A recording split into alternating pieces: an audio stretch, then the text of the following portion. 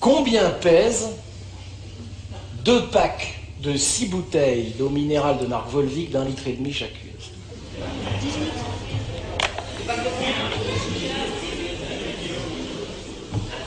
18 kilos. Qui a dit 12? 18 kilos.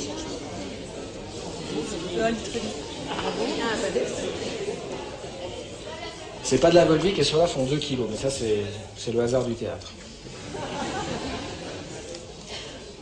Mesdames et messieurs, mon père est mort le 2 décembre 1999 en essayant de remonter 18 kilos d'eau Volvic sur les 4 étages de son HLM. Il est arrivé en haut, il était cardiaque au dernier degré, il a réussi à monter les bouteilles, et puis là, il est tombé dans les bras de ma mère, il a mis quelques minutes à mourir, ma mère a assez peu apprécié la scène. Il s'en rappelle encore. Alors je me suis dit qu'il y avait 3 responsables dans l'histoire. Il y avait 3 assassins, si vous voulez. C'est une espèce de meurtre en réunion, quoi. Le premier assassin, c'est le mec qui a construit le HLM et qui n'a pas mis d'ascenseur. À l'époque, il faut que vous sachiez, après la guerre, il y avait un débat qui traversait la profession des architectes. Faut-il construire en hauteur ou à plat?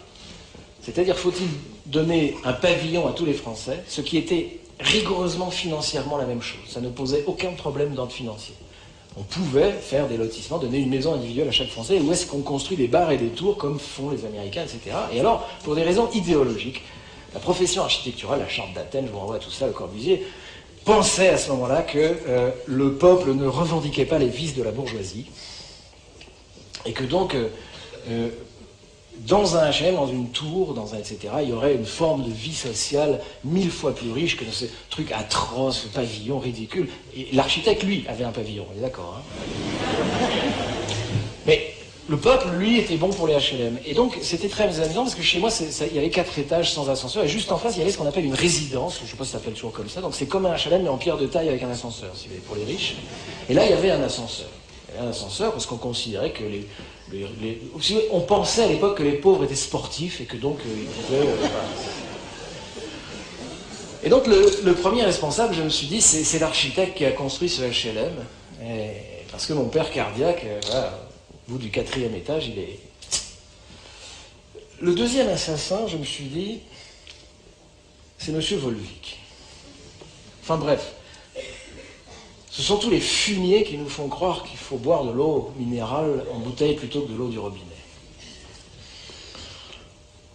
Mesdames, Messieurs, l'eau du robinet est une eau potable selon la définition juridique française. Une eau potable est une eau qui peut être bue toute la vie sans aucun danger pour la santé.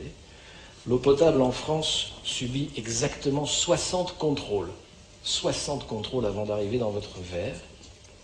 Pourtant, nous sommes un certain nombre à pleurnicher qu'elle n'est pas bonne, qu'elle n'est pas ci, qu'elle n'est pas ça, et à acheter ça. L'eau potable coûte très exactement 300 fois moins cher qu'une bouteille. Hein. 1 litre d'eau potable, c'est 1/3 de centime, 0,35 centimes. Regardez vos factures. Ça coûte 300 fois plus cher. Très exactement. Ok ? Nous lavons nos voitures à l'eau potable. Nous pissons dans de l'eau potable. Nous chions dans de l'eau potable. La seule chose qu'on ne fait pas avec l'eau potable, c'est de la boire.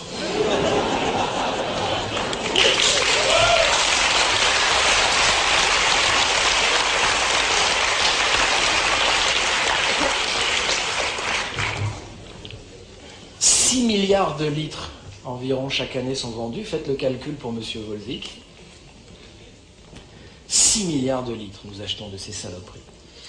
Vous avez déjà vu une usine d'eau minérale? J'en ai visité une au Liban. C'est pas une usine d'eau du tout, c'est une usine de plastique.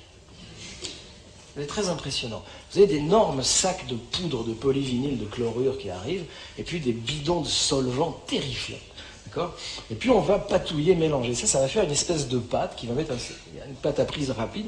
On va balancer ça dans des canalisations, et puis ça va arriver dans un moule en forme de bouteille, et là il y a une surpression qui va envoyer le plastique sur les parois, et là, in fine, vous avez une source qui va refroidir tout le processus, comme ça.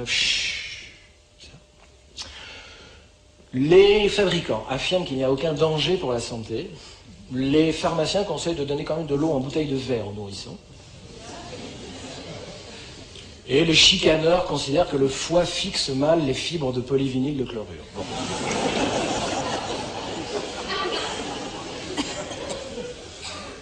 Par année, notre consommation de ces merdes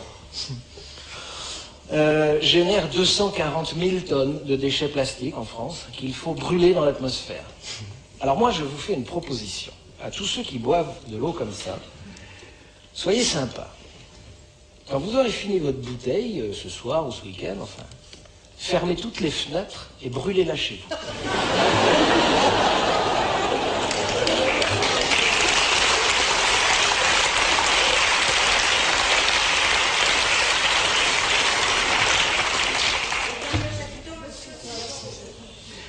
Bref, je ne vais pas m'étendre là-dessus, c'est pas le sujet du spectacle, mais vous avez compris l'idée.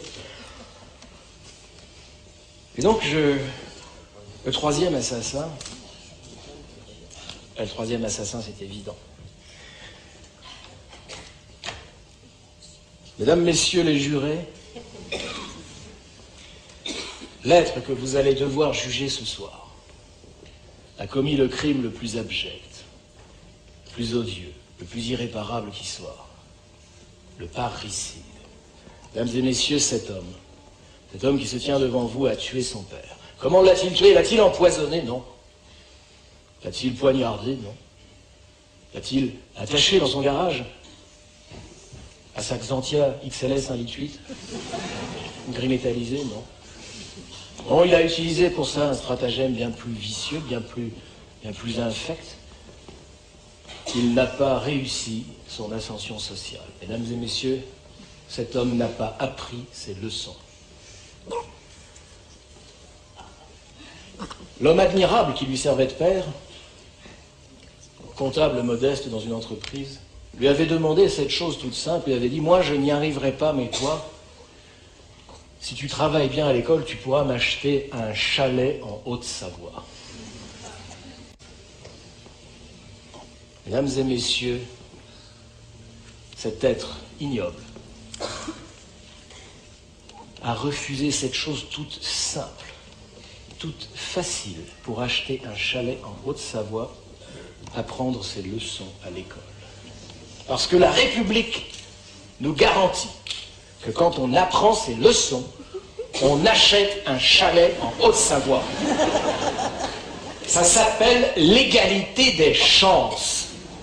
L'égalité des chances, mesdames et messieurs les jurés, c'est que la République garantit que pour le lièvre comme pour la tortue, la ligne de départ est la même.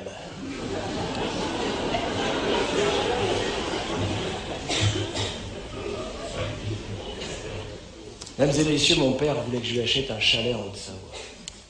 Alors, évidemment, le chalet aurait été de plein pied, il n'aurait pas monté 4 étages. Et puis il y aurait eu une source en forme d'abreuvoir creusée dans du bois, là, avec de l'eau pure, limpide. Il aurait bu ça. Et effectivement, mon père ne serait pas mort si j'avais réussi mon ascension sociale et si je lui avais acheté un chalet en Haute-Savoie. C'est ce que l'école promet. Hein.